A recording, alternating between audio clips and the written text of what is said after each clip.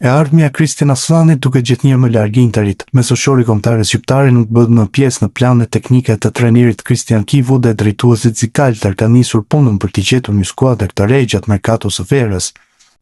Me interesin që përshtohet nga klubet të Serie A, por edhe nga kampionatet të huaja, largimi 24 vjeçarit konsiderohet tashmë një nga operacionet që Interi synon ta mbyllë sa më shpejt. Klubi Zikalter është i fokusuar në ndërtimin e skuadrës për sezonin e ri dhe krahas afrimeve, prioritet mbeten te largimet të futbollistëve që nuk konsiderohen pjesë e projektit. Aslani është një prej emrave kryesor në këtë listë, ndërsa vlera e kartonit të tij është përcaktuar mes 12 dhe 15 milion eurove. Drejtuesit e Interit kanë vendosur të mos vazhdojnë bashkëpunimin me Kristian Aslanin, i cili nuk është në planet e Kristian Kivu për sezonin e ardhshëm.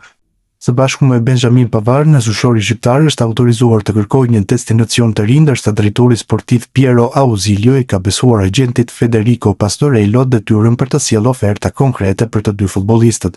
Objektivi i Interit është që transferimi i Aslanit realizohet me shitje përfundimtare, duke siguruar një përfitim financiar që do të ndihmojë klubin në operacionet e merkatos.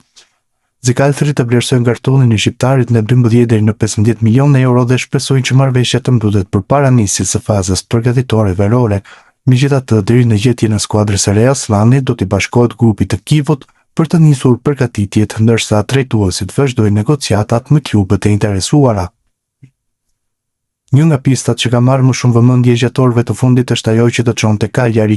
Klubi sardt ka mbyllur marrëveshjen për shitjen e Gianluca Gaetanos të Atalanta për rreth 12 milionë euro plus 2 milionë euro të tjera në formë bonusesh.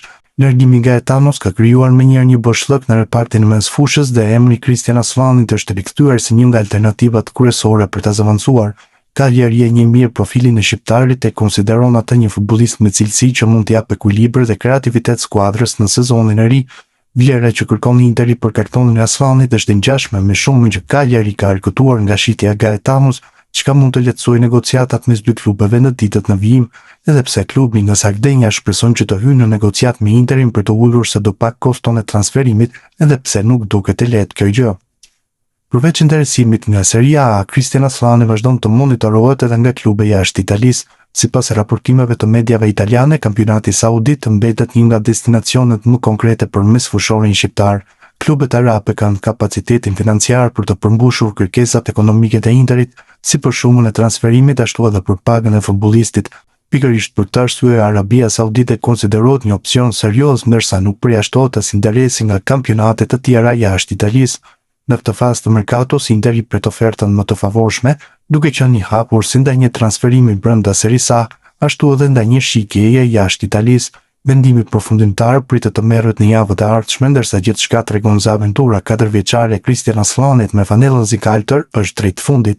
Muaj më parë Aslani largoi nga Torino dhe drejt tij kishte oferta të shumta, të cilat u refuzuan kategorikisht nga mesfushori shqiptar, duke lejuar më pas transferimin te Beşiktashi. Pas këta të fundit, nuk e blen kartonin e tij. Armando Broja ndodhet në Amerikë me Burnley për fazën përgatitore. Më 11 korrik, ora 1:30 pas mesnate, u luajt miqësoria mes Cincinnatit dhe Burnleyt. Fakt është se Broja nuk ndodhej as në stol. Plot 25 lojtar ishin në dispozicion të trajnerit Mike Jackson, që drejtoi sfidën e fundit si trajner i përkohshëm. Për Burnley tashmë ka nisur epoka e re.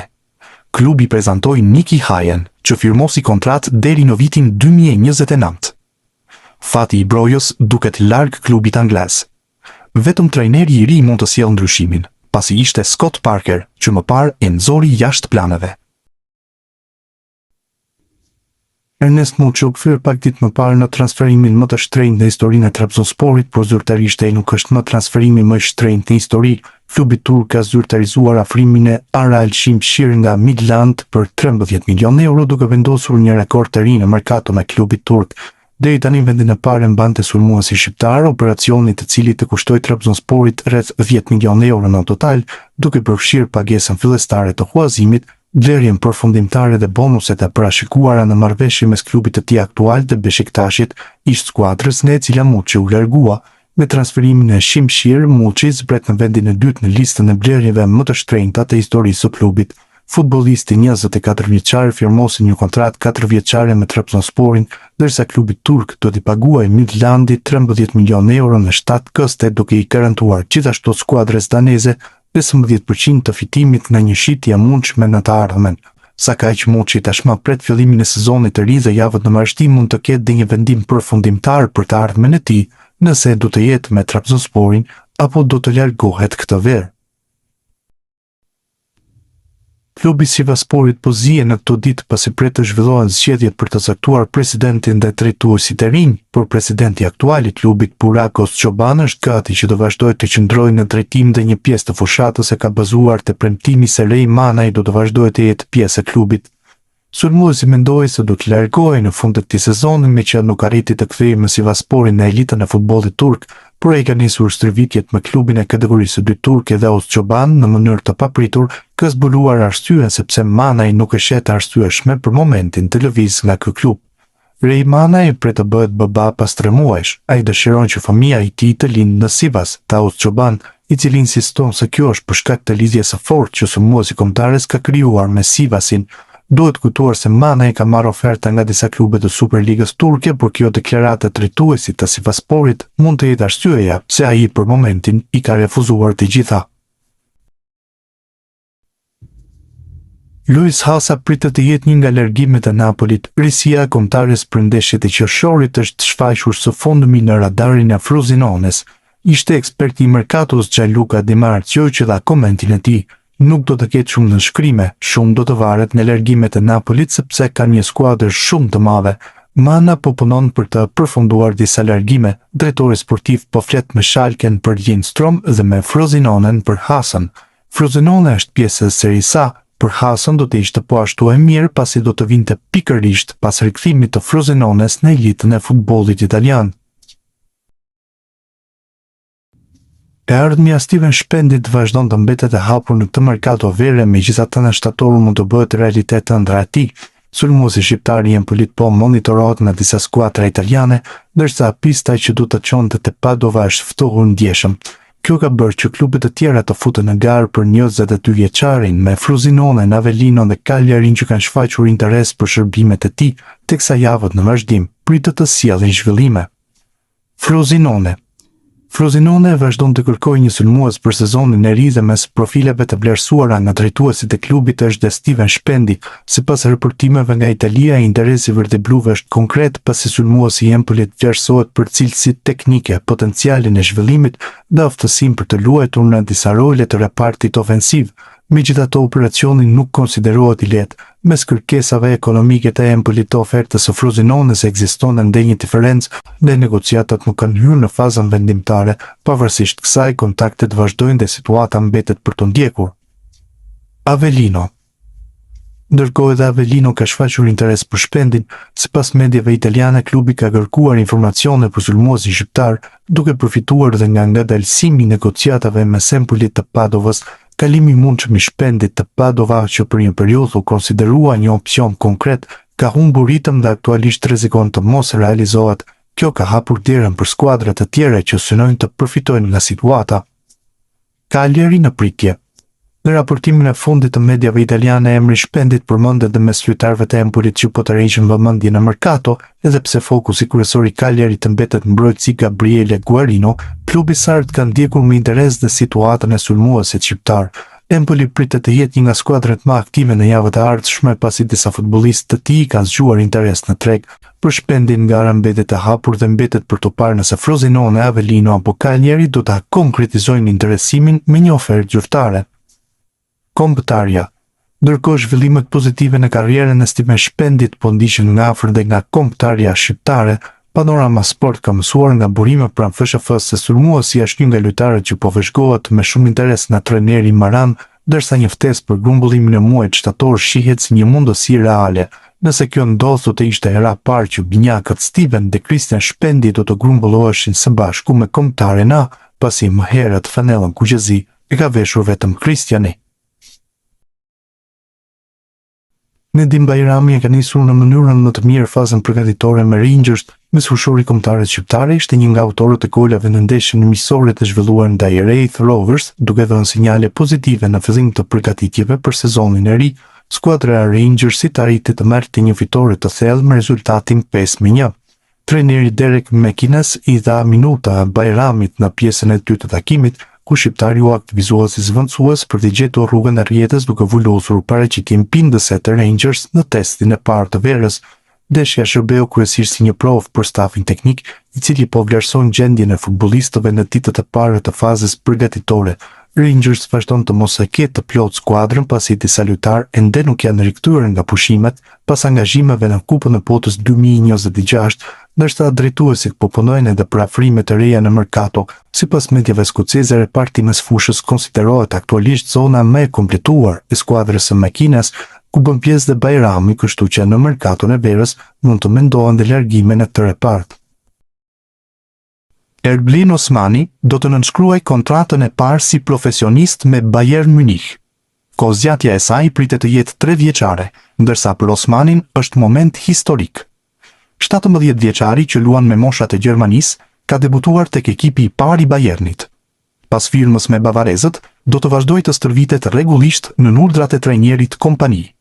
Po ashtu do të jap kontributin e tij tek ekipi U19. Erblin Osmani pritet të nënshkruaj shumë shpejt kontratën e tij të parë si profesionist me Bayern Munich. Negociatat janë në fazë shumë të avancuar dhe marrëveshja është pranë finalizimit. Kontrata parashikohet të jetë e vlefshme deri në vitin 2029.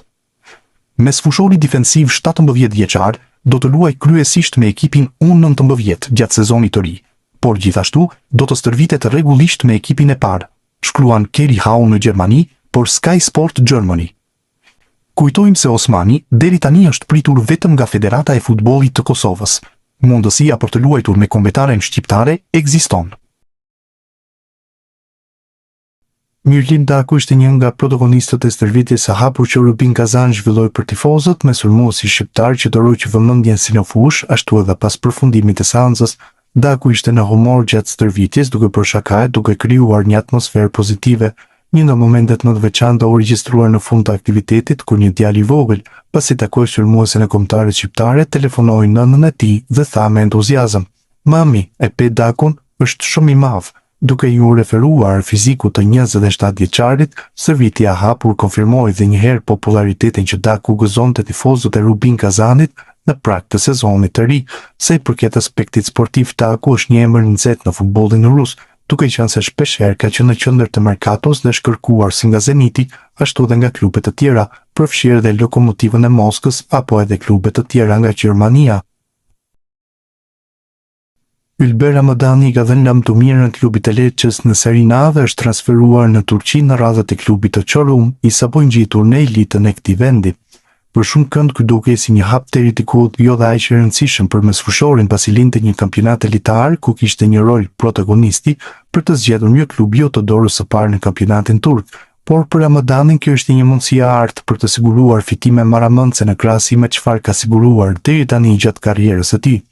Mediat italiane kanë zbuluar se Ramadani do të profitojë një rrogë neto për 1.5 milion eurosh në vit te klubi Çorum, me të cilin ka nënshkruar për 2 vite me opsion rinovimin edhe për një të tretë. Kjo është një arritje ndjeshme thuajse dyfishi në krahasim me çfarë profitonte te Lecce dhe shpjegohet se ka qenë arsyeja kryesore pse Ramadani insistoi te klubi që ta linte të largohej, edhe pse kishte një tjetër vit kontratë me të. Mendon Berisha kaloi një sezon me shumë vështirësi në Serie A pikërisht atëherë kur tukej se mesfushori do të kishte sezonin e jetës dhe konsiderohej si lider i Lecces, mes dëshirës për rilindje dhe një mundësie të madhe për të treguar vlerat e tij. Berisha shihet si një nga lojtarët më interesantë të Lecces për sezonin 2026-2027. Mesfushori shqiptar ka kaluar 2 vite të vështira për shkak të dëmtimeve muskulore, por cilësitë e tij teknike dhe paraqitjet që ka bërë kur ka qenë në dispozicion kanë bindur klubin italian se ai mund të jetë një nga përforcimet më të rëndësishme të verës. Lecce mund të ketë gjetur përforcimin e parë për sezonin e ri pa pasur nevojë të ndërhyjë në merkato. Emri është ai me Don Berishës, mesfushori shqiptar që tashmë është pjesë e projektit Berdekuq, por që kërkon një rikthim të plot pas një periudhe të komplikuar me dëmtime. Futbollisti 23 vjeçar ka kaluar 2 sezone në elitën italiane ku talenti i tij është shfaqur disa herë, por vazhdimësia ka qenë problemi kryesor. Dëmtimet muskulore kanë penguar të jap maksimumin dhe ta shfaq potencialin në plot. Megjithatë, kur ka qenë në gjendje optimale, Berisha ka treguar se është një nga lojtarët me më shumë teknik dhe kreativitet në organikën e Lecces. Sezoni i fundit, dukej se do të ishte ai i shpërfimit për shqiptarin, trajneri Eusebio Di Francesco i kishte besuar një rol të rëndësishëm duke i dhënë çelësat e repartit ofensiv dhe duke përdorur shpesh në pozicionet mes fushës dhe sulmit. Berisha e nisi kampionatin me shumë besim duke qenë protagonist me gole dhe asist, por një dëmtim në ndeshjen Lecce-Pisa në dhjetor 2025 ndryshoi gjithçka. Në minutën e 11 asaj sfide mesfushori u detyrua të largohej nga fusha për shkak të një problemi në kofsh. Rikuperimi rezultoi më i gjatë se pritej dhe kur rikthimi dukej pranë, një tjetër dëmtim në muskulin femoral e mbylli përfundimisht sezonin e tij. Pavarësisht kësaj, statistikat e tij tregojnë ndikimin që kishte pasur në pak kohë. Në sezonin 2025-2026, Berisha regjistroi 13 paraqitje në Serie A, 12 prej tyre si titular, duke luajtur 881 minuta, e i shënoi 2 gole dhe dha 3 asist. Goli i parë në elitën italiane erdhi ndaj Udinezes më 25 tetor 2025, ndërsa një tjetër rrjet shumë e rëndësishme u realizua ndaj Fiorentinës në një fitore që i dha Lecces 3 pikë të çmuara. Gjithashtu ai ishte protagonist në ndeshjen ndaj Bolognas, ku dhuroi asistin për golin e barazimit në fund të takimit, ndërsa ndaj Torinos dha 2 pasime vendimtare për golat e Koulibaly dhe Banda. Por dëmtimet nuk ishin një problem vetëm në sezonin e fundit.